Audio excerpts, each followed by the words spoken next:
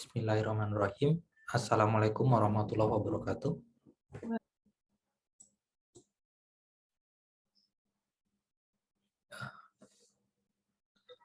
Baik.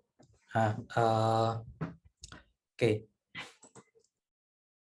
Ini masih ke CPMK yang pertama atau learning outcome course learning outcome yang pertama, yaitu tentang masih sejarah, definisi dan scope teknik industri. Oke. Nah, ini kita ngomong sekarang yang kedua ya pertemuannya. Oke. Baik. Kemarin di pertemuan kemarin saya sudah menjelaskan mungkin tentang definisi teknik industri dan juga evolusi atau semacam sejarah organisasi-organisasi yang memang mengayomi teknik industri dan kemudian dia memberikan definisi untuk itu. Ya kalau kalian ingat kan dia ada dari American Institute of Industrial Engineering yang dulunya mendefinisi industrial engineering, yang kemudian dia apa istilahnya transformasi sekarang menjadi namanya Institute of Industrial and System Engineering. Begitu. Yang ini dulunya AIIE tapi sekarang menjadi IISA, Industrial and System Engineering. Nah, memang ditambahkan sistem gitu karena memang ya saya juga sempat cerita bahwa memang ada yang industrial engineering, ada yang sistem engineering begitu ya, tapi mereka sekarang ada yang memang industrial and system engineering. Evolusinya seperti itu karena apa? Karena memang ternyata sistem itu menjadi satu core atau inti dari apa yang dipelajari di teknik industri itu sendiri. Kalau kita lihat definisinya juga kan jadi integrated system of people, material, information, equipment, energy gitu kan ya. Terus ini ujung-ujungnya juga evaluate the result to be obtained from such system. Jadi memang kita ngomong sistem. Jadi memang di awal sebagai teknik industri kita harus memahami, harus berpikir secara sistem. Dan untuk supaya kita bisa berpikir secara sistem, kita harus memahami apa itu berpikir sistem atau system thinking. Mungkin kalian lihat gambar ini, kalau sistem dalam manusia yang paling gampang itu kita ngomong sekarang, mungkin kalian mengenal ya dari waktu SMA gitu tentang sistem manusia ya di biologi. Mungkin pernah ingat, ini contoh manusia tuh punya terdiri dari banyak sistem kan. Manusia sendiri itu sebenarnya sebuah sistem, tapi di dalam kita tuh ada bermacam sistem. Ini cuma beberapa contohnya ya. Lainnya bisa dilihat di link ini. Itu contohnya adalah sistem indera.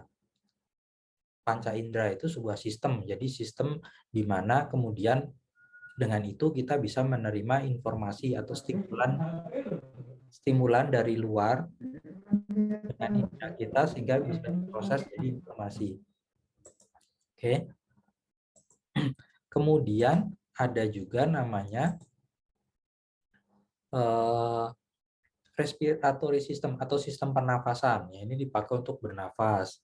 Ada juga digestive system, sistem pencernaan untuk mengolah makanan sehingga mendapatkan nutrisi dan jadi energi untuk tubuh kita.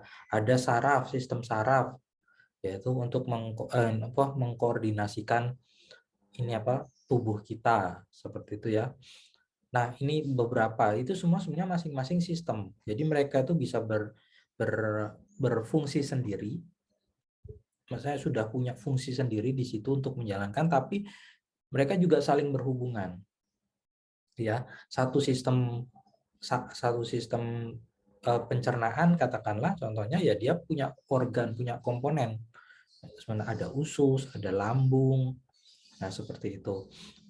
Pernapasan ada paru-paru, ada hidung, ada trakea, tenggorokan. Nah, itu kan semua punya komponen yang kemudian saling berkumpul atau bergabung, berkoneksi sehingga bisa menjalankan fungsi tertentu. Mungkin dari situ untuk awalan supaya kebayang sistem itu apa. Nah, itu kan sistem manusia.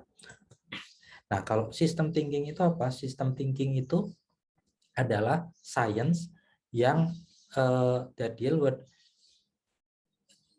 gimana caranya mengatur menggunakan logika sama prinsip-prinsip ya, integrasi prinsip-prinsip untuk dari keilmuan untuk kemudian bisa memahami pola, pattern, pola dan juga hubungan antara masalah yang kompleks, masalahnya kompleks. Nah, system thinking itu is also known as principle of organization and the way using it info. Nah, ini keywordnya itu systemic atau holistic thinking. Jadi ibaratnya saya beri contoh mungkin begini. Kalau ada permasalahan kemacetan gitu. Kira-kira ya, kemacetan ya yang sering didengar kemacetan kan Jakarta mungkin ya di Indonesia itu. Ini kemacetan Jakarta. Kira-kira kalau menurut kalian penyebab Jakarta tuh macet itu apa? Kalau kita tadi cuman pakai secara pandang parsial, ya tadi solusinya jadi kayak begitu. Biasanya orang teknik cara berpikirnya begitu. Biasanya. Jadi masalahnya apa? Tadi benar menemukan banyak mobil. Kalau nggak ada mobil ya pasti nggak macet. Oke, sekarang ngurangin mobilnya gimana? Ya mobil pribadi itu kan lawannya mobil umum. Ya kita bagusin mobil umum supaya nggak ke mobil pribadi. Tapi kadang-kadang tadi ada masalah-masalah yang sifatnya politis, budaya, ya sosial problem yang ternyata bukan hal-hal yang memang teknis. Nah, kalau kita pakai pandangan parsial, kita akan menyelesaikan cuma dari satu sisi tadi. Oh, ini yang kita pikirkan. Tapi kalau kita pakai pandangan holistik ya, holistic thinking, holistik itu menyeluruh atau sistemik.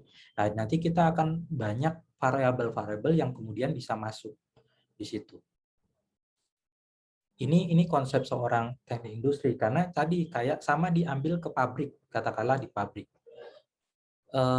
Kalau ada masalah misalnya ya, masalah kok di satu sisi tidak produktif gitu.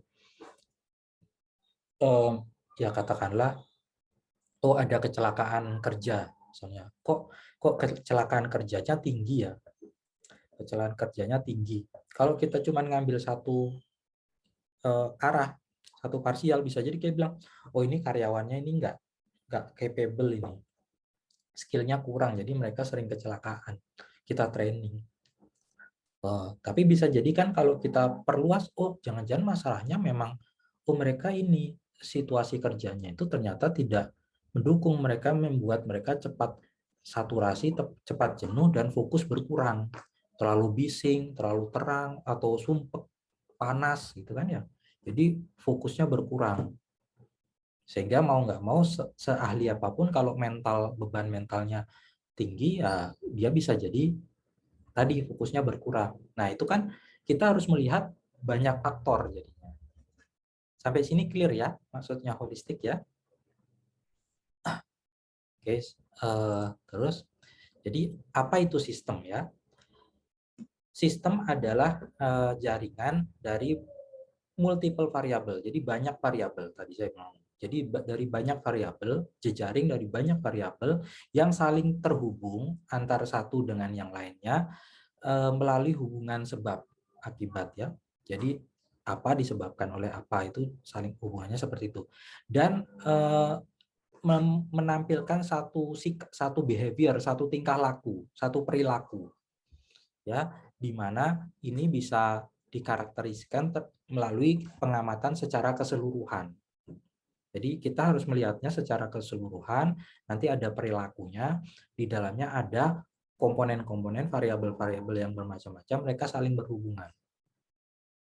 Ya, dengan adanya itu nanti mereka punya perilaku tertentu, tapi ngamatinnya juga memang harus keseluruhan. Seperti itu. Nah, prinsip atribut of system adalah dia hanya bisa dipahami dari perilakunya kadang dan interaksi by viewing it as a whole. Nah, jadi kadang kita nggak bisa karena kita melihatnya holistik menyeluruh, kadang kita juga nggak bisa tahu komponennya itu apa, komponen di dalamnya yang secara keseluruhan. Kita bisa investigasi sebanyak mungkin variabel, tapi sebetulnya secara realnya kita kadang nggak tahu. Kadang ada masalah-masalah kecil yang ini gitulah nggak bisa kita pahami. Tapi kita ketahui variabelnya apa. Tapi ya kita memang akan berusaha memasukkan sebanyak mungkin variabel di situ untuk kita supaya bisa mengenali permasalahan. Nanti ketika semakin banyak variabel, terus hasilnya itu semakin mendekati realnya, ya kan? Kita kan memasukkan variabel kan jadi model. Coba semakin mendekati realnya itu berarti ya biasanya sistem itu semakin benar. Gambaran sistem itu semakin benar. Jadi di situ ya, ini key-nya banyak variabel saling berhubungan, ada perilakunya dan ini secara menyeluruh. Ini contoh kalau kita lihat ini sepeda. Sepeda itu bisa kita pandang sebagai sistem. Ya. Karena dia apa? Ada komponen-komponennya. Ini ada rodanya, ada rangkanya, ada untuk ngayuhnya, ada tempat duduknya. Ini sebetulnya sistem. Nah, tapi ketika dia dipakai orang, dia baru berjalan, kita juga bisa bilang ini perilakunya. Jadi, oh ternyata untuk berjalan gitu. Baru bisa dikenali seperti itu. Jadi, orang ini pun akan bagian dari sistem. Ya sama kayak tadi, badan di dalam tubuh manusia ada pernafasan. Ya dia fungsinya berbeda dengan yang lain. Dia berjalan sendiri fungsinya. Tapi itu saja sendiri ya nggak bisa jalan kan? Sebagai manusia itu harus dalam satu wadah satu orang gitu, dalam satu tubuh manusia dia berfungsi. Nah begitu. Nah jadi perilakunya ini kan kalau sepeda sebagai sistem kan dia perilakunya ya dia bisa berjalan gitu ya, bisa untuk berpindah tempat. Nah perilaku dari sistem itu biasanya dipengaruhi oleh strukturnya. Jadi bagaimana strukturnya itu nanti perilakunya bisa kita kenali. Contoh ini mobil ya. Contoh kalau vehicle atau mobil itu ada generator, ada gearbox, ada karburator misalnya. Ini ya nanti ini fungsinya untuk apa komponen ini? Ya untuk accelerating misalnya, untuk mempercepat jalannya. Nanti kalau rem atau apa kan braking, rem. Nah, kalau steering itu ya steer itu untuk steering untuk kiri kanan seperti itu. Jadi komponennya tadi semacam di dalam tubuh manusia juga berbeda-beda. Jadi kita harus melihat di dalam sistem itu apa saja komponennya. Biasanya nanti perilakunya akan mengacu ke situ. Ya. Nah, sistem itu kita lihat di sini ya, kalian lihat pohon ini bisa menjadi satu sistem karena dia punya komponen kan, punya batang, punya akar, punya ranting, punya daun, itu sudah komponen dan dia punya perilaku. Oh, dia ini menyerap matahari, menyerap air dari tanah, terus dia fotosintesa dengan bantuan matahari nanti menghasilkan oksigen dan juga apa istilahnya nutrisi untuk dia sendiri. Misalnya itu kan sebenarnya sistem. Tapi nanti dia pohon ini kan di hutan itu cuma satu pohon dari banyak pohon. Nah, hutan sendiri satu sistem. Jadi satu pohon ini menjadi bagian dari sistem yang hutan. Jadi dia sistem kecil, ini sistem besarnya. Ibaratnya kayak gitu ya gampangnya. Jadi kita lihat sistem itu akan namanya a system can be part of wider atau higher level system. Jadi seperti di gambar sini ada hierarki dari sistem itu. Jadi sistem paling kecil, narrow system interest. Jadi yang paling sempit itu ada biasanya. Narrow system, nanti ada wider system. Ya. Ada wider system.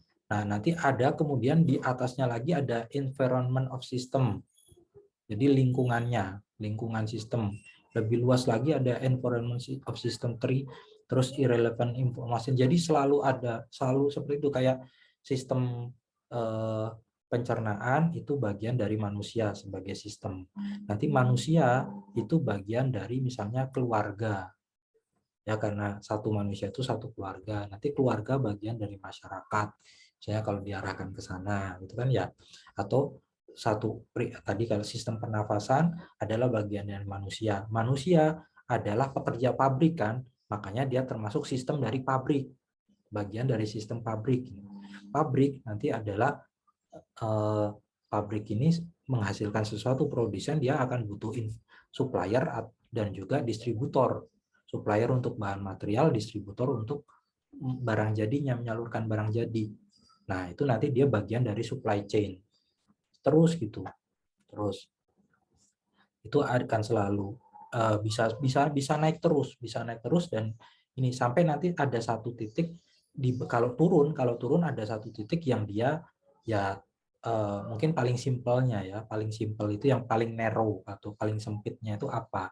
Selama dia masih punya komponen, terus dia saling berhubungan, terus dia bisa ada perilaku tertentu. Ya mungkin sel sendiri itu juga satu sistem. Jadi ini prinsip-prinsip sistem yang kalian harus dipahami. Terus kemudian ada namanya sistem boundary atau batasan.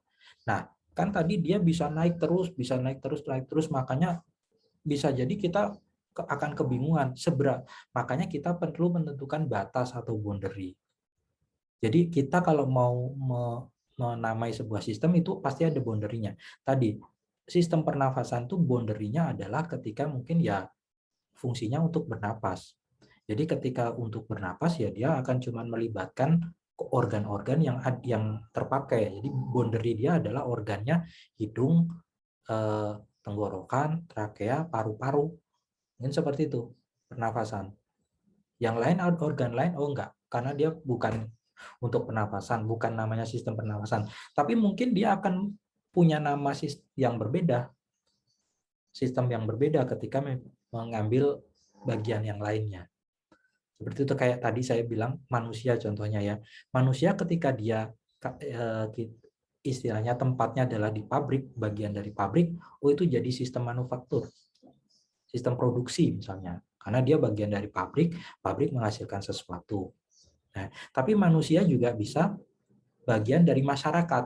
Jadi dia bagian dari keluarga, keluarga nanti bagian dari rukun tetangga bagian dari rukun warga bagian dari desa, kelurahan, desa, terus kecamatan, kota, kabupaten, terus provinsi, negara. Berarti itu apa? Sistem pemerintahan atau society, sistem masyarakat.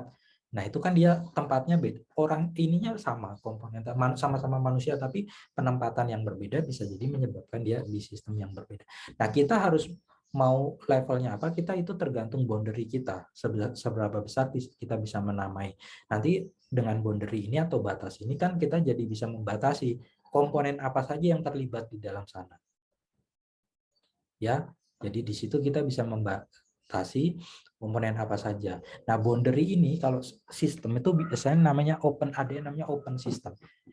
Boundary ini kan jadi batas. Nah, sistem itu sendiri tidak kemudian tertutup dengan di luar boundary itu namanya lingkungan, surrounding atau lingkungan.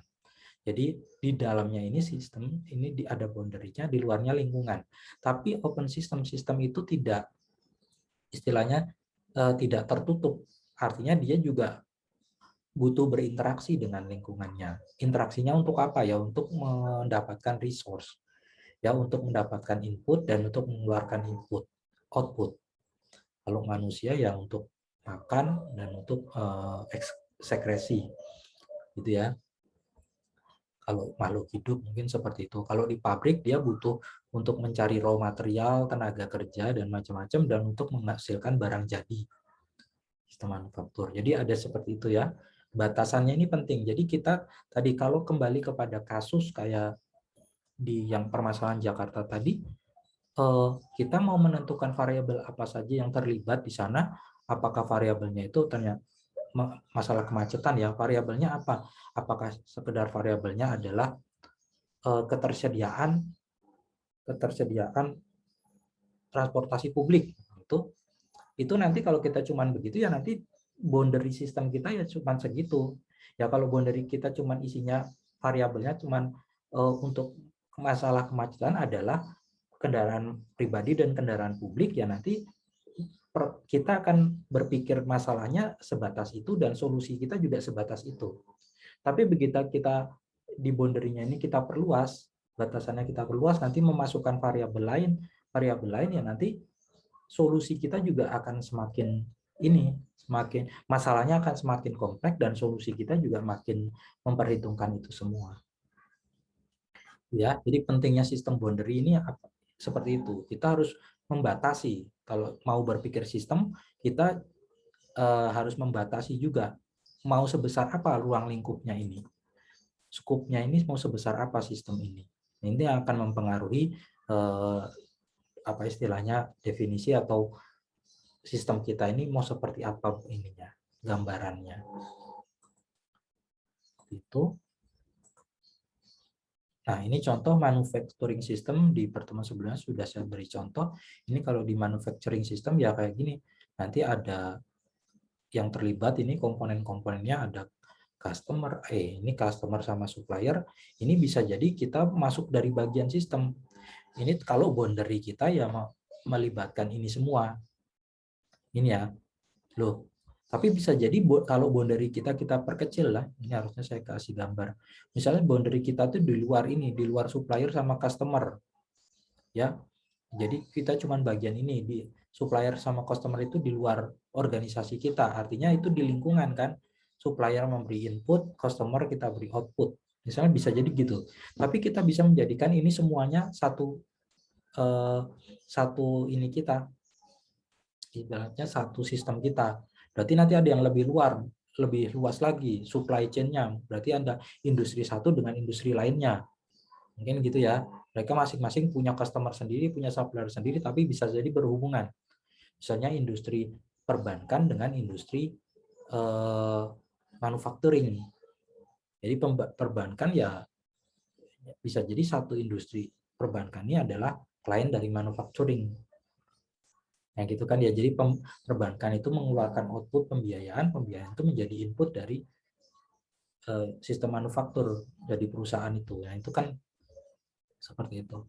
Jadi di mana kita membatasi. Tapi kalau ini contoh sistem manufaktur ya sudah saya jelaskan ya, biasanya prosesnya seperti ini.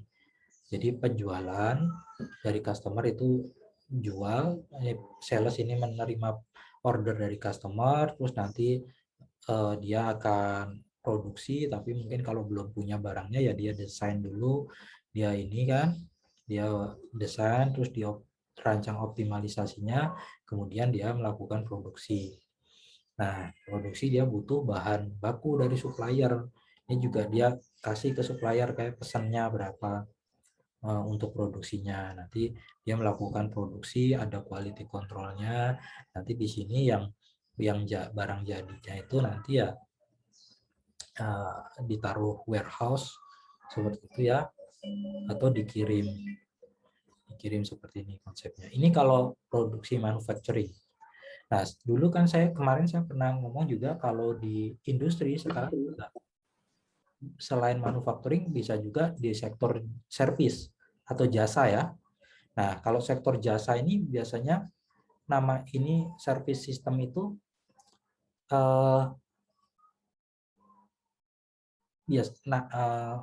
penggambarannya seharusnya namanya service delivery system atau bagaimana memberikan service. Jadi sistem untuk menyampaikan jasa service.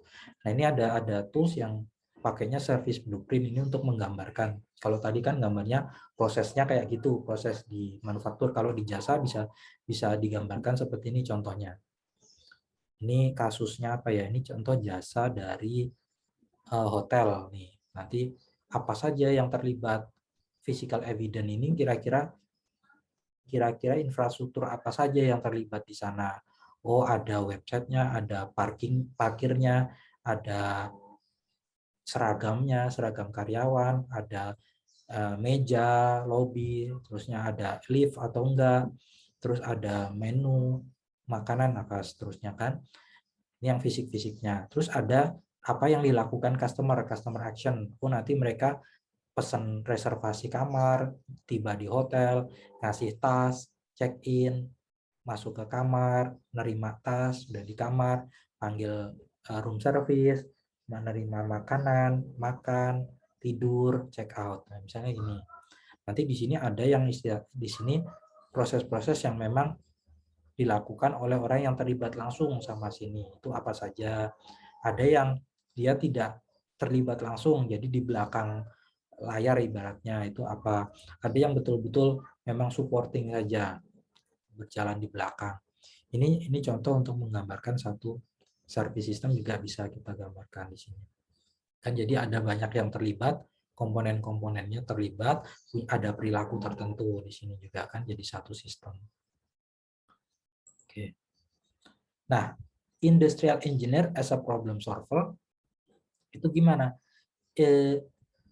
Kan tadi sudah lihat, sistem thinking itu selalu dimulai dengan defining the problem.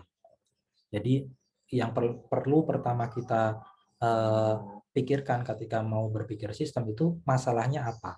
Ini yang menentukan nanti industrial engineering sebagai problem solver. Ketika kita berpikir sistem, karena ini memulai dengan sebenarnya problemnya apa. Tadi loh semacam yang pertanyaan saya di awal. Masalah kemacetan itu penyebabnya apa kira? Problemnya apa? Problemnya kan kemacetan.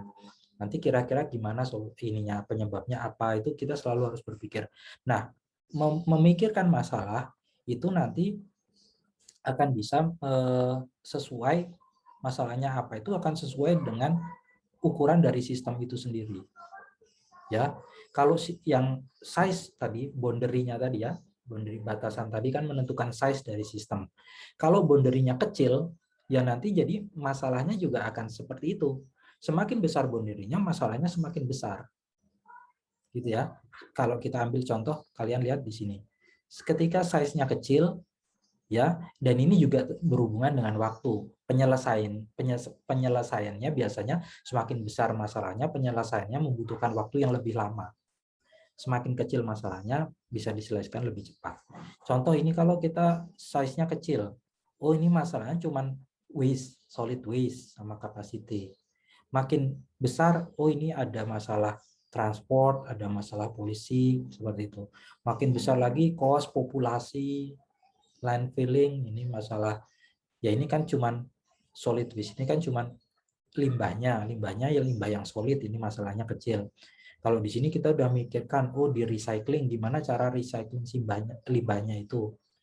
Nah ini kalau lebih besar lagi, oh kita nggak bisa recycling, kita harus menyiapkan untuk landfilling, misalnya itu ya, untuk tempat pengolahan yang lebih besar atau penimbunan sampah.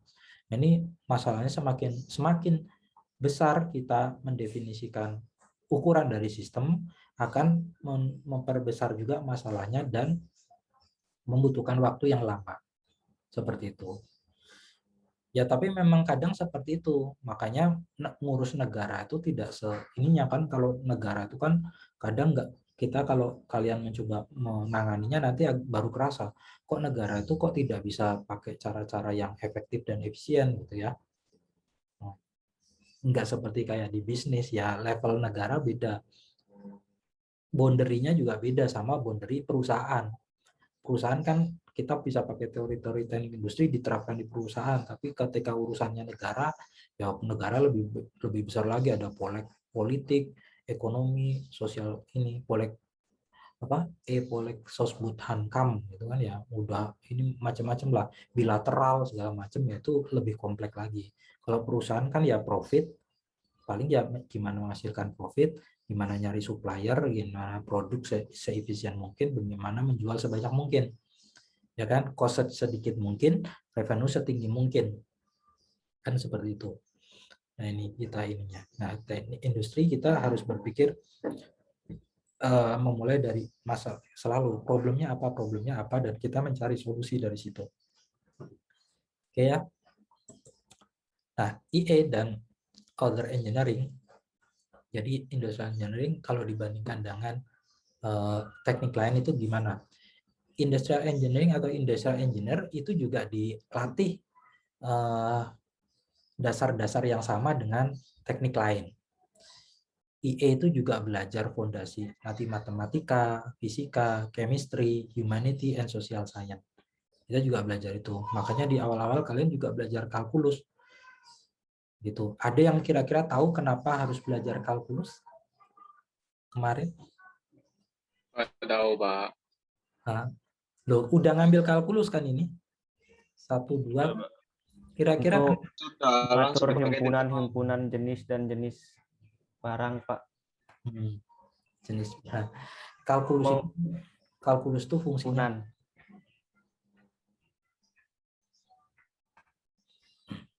kalkulus itu sebenarnya kenapa kalian belajar kalkulus ya memang selain ada metodenya tapi yang lebih penting itu juga sebenarnya pola pikirnya.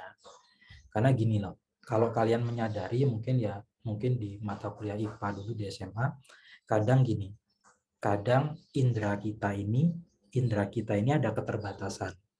Misalnya maksud saya gini, kadang kita punya kayu apalah kayak tongkat gitu ya, tongkat panjang lurus gitu. Tapi ketika kita celupkan di air, di kolam atau di ember atau di sungai gitu, kan kadang kalian melihat kok kayak bengkok gitu. Pernah nggak yang melakukan gitu? Ya kan? Kayunya lurus tapi kalau dicemplungin air kita lihat kok dia kok jadi bengkok. Ya kan? Ada yang ingat nggak? Ada yang pernah sadar nggak kayak gitu? Bapak. Iya, Pak. Iya, Pak. Karena permasalahan Pembiasan, Pak. ya pembiasan. Nah, artinya indera mata kita tuh ternyata bisa menipu. Betul kan nggak? Gitu kan ya? Indera mata kita itu bisa menipu. Begitu juga yang lainnya. Ada kasus-kasusnya mungkin dari pendengaran, dari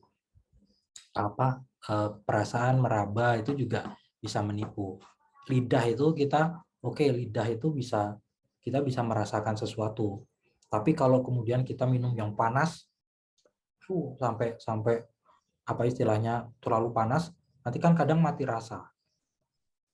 Jadi ini asin atau manis itu kadang pas kondisi kayak gitu melepuh itu kan jadi hilang. Jadi indera itu masih bisa menipu. Nah, kalau kalkulus itu sesuatu yang memang berdasarkan logika, matematika atau kalkulus itu kan memang sesuatu. Kalkulus kan bagian matematika ya. Itu sesuatu yang memang mengandalkan logika. Dengan itu kita berpikir kita dengan itu diharapkan bisa menembus batas-batas tadi, menembus kelemahan-kelemahan indera kita tadi. Jadi sebenarnya gini, contoh kita ini cuma bisa mengindra sampai 3 dimensi maksimal. Ya kan? Kita paling bisa melihat atau merasakan sampai 3 dimensi toh.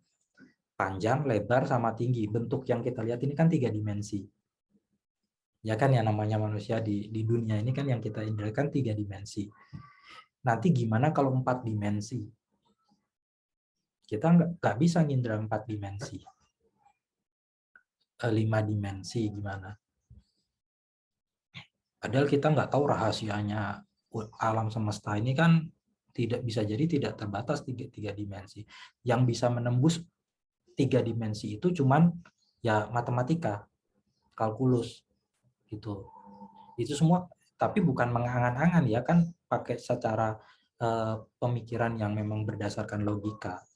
Jadi fungsinya itu di sana supaya kita tuh bisa memang ada nama istilahnya model matematis. Nanti kalau kalian belajar pemodelan sistem nanti namanya model matematis. Itu adalah bagaimana kita merepresentasikan dunia atau kondisi real dalam satu model yang lebih sederhana supaya kita bisa paham. Nah, salah satu bentuk model itu nanti model matematis. Model matematis ini yang kemudian dengan ini kita bisa melakukan perhitungan dan mencari solusi. Ya, yaitu dibantu dengan pemahaman kita terhadap matematika, kalkulus. Seperti itu. Jadi kenapa kok ini kayaknya nggak dipakai ini kalkulus kita apa? Ya itu supaya tajam aja pikiran kalian dan kalian memahami itu. Karena nantinya masalah-masalah kadang nggak bisa kita lihat. Masalah-masalah itu nggak bisa kita indra secara langsung. Kita terbatas untuk menyelesaikan masalah ini. Kadang tersembunyi, apalagi misalnya masalah politik, konspirasi gitu kan kita tersembunyi kadang. Tapi kalau kita bisa melakukannya dengan logika, dengan ini ya diharapkan itu bisa ditembus hal itu. Oke, itu terlalu panjang ya. Kita kembali ke sini.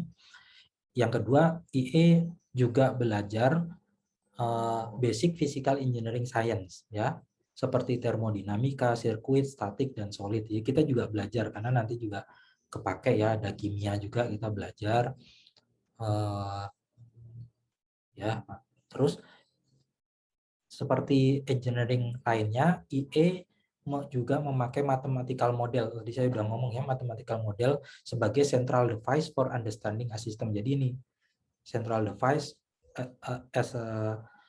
untuk memahami sistem. Ya sekarang modelnya juga mulai banyak, tidak sekedar mathematical model. Tapi memang awal-awalnya itu mathematical model itu yang sering dipakai, itu memang yang powerful. Walaupun sekarang ada proses model atau kemudian simulasi, ya itu mencoba alternatif lain. Tapi memang mathematical modeling masih sesuatu yang core. Ini nanti kalian pelajari kalau belajar pemodelan sistem. Nah, bedanya apa? Bedanya apa dengan engineering lainnya? Bedanya apa ya? Nah, yang membedakan itu ini. IE itu fokusnya kepada people dan teknologi. Kalau misalnya mechanical engineering ya, mechanical engineering kayak teknik mesin atau apa, dia akan fokusnya kepada mesin biasanya, mesin dan material. Bisa jadi gitu. Atau kimia itu nanti ke proses. Seperti itu ya, proses kimianya. Nih, tapi yang pertama kali kemudian melibatkan people dalam industri orang itu industrial engineering. Dan sekarang juga teknologi gitu. Kenapa teknologi itu kan bisa jadi metode untuk kemudian bekerja dengan lebih baik. Ya, jadi kita core-nya people, makanya kita ada belajar teknik tapi kok belajar psikologi industri. Kita kok belajar apalagi psikologi industri, biologi, ya seperti itu, ergonomi. Itu kan people hubungannya, karena seperti itu. Industrial engineering itu unik dibandingkan engineering disiplin lain karena fokusnya bagaimana orang itu kemudian berinteraksi dengan sistem. Ya ini kelebihan kita memang harus justru kita tuh ngomongin sistem, ngomongin orang. Orang itu juga bagian sistem kan, dan bagaimana interaksinya dengan sistem. This concern for the human element lead to system design that enhance the quality life of our people. Jadi dengan adanya ini ya kita kalau merancang desain itu gimana meningkatkan kualitas hidup orang. Ya karena dulu namanya pabrik itu banyak kan yang bekerja orang. Kalau sekarang kan sudah banyak robotnya. Kalau dulu kan banyak orang, dan orang diharapkan bisa, ya kalau bekerja di pabrik itu kan tekanannya tinggi ya. Nah itu bagaimana supaya mereka juga bisa survive dan bisa sehat, bisa layak gitu kan dulu. Seperti itu. Kalaupun sekarang sudah banyak robot pun tetap ada fungsi manusia yang nggak bisa digantikan. Terakhir, as a result, sebagai hasilnya banyak industrial engineering itu punya kualitas leadership yang bagus dan bisa lebih kemampuannya tuh lebih tinggi di manajemen dibandingkan teknik lainnya. Karena tadi mereka concern pada people, biasanya kemampuan leadership-nya itu lebih bagus dibanding teknik mesin, teknik informatika atau yang lain-lainnya. Biasanya kayak gitu. Secara ini ya, secara general. Kadang ada yang orang itu memang dari born-nya dari lahirnya memang leadership-nya tinggi, walaupun dia bukan teknik industri kan, kadang ini itu kita nggak bisa nafikan, tapi memang secara keilmuan dirancangnya memang harusnya seperti itu. Industrial engineering are often promoted, jadi lebih sering dipromosikan untuk naik posisi manajerial lebih cepat dibanding engineer yang lainnya, karena mereka sudah terlatih dalam sisi leadership dan menganalisis sistem untuk meningkatkan produktivitas, quality, dan profit, keuntungan. Jadi ini kita concernnya juga memang di sini improve produktif, quality, sama profit. Jadi kita menganalisis sistem. Jadi kita yang sering teknik industri itu yang sering kemudian oh ya ini mencari masalah untuk bukan mencari masalah ya, mengenali masalah untuk kemudian mencari solusinya. Ya kalau orangnya sering seperti itu kan, oh ini ada masalah, oh saya bisa mengenali, bisa memahami, terus bisa memberi solusi, ya lama-lama dia cepat naik. Apalagi dia punya kualitas leadership, bisa memimpin orang. Itu ya, nah itu tuh bedanya IE dengan yang lainnya. Oke, itu mungkin begitu dari saya untuk kali ini.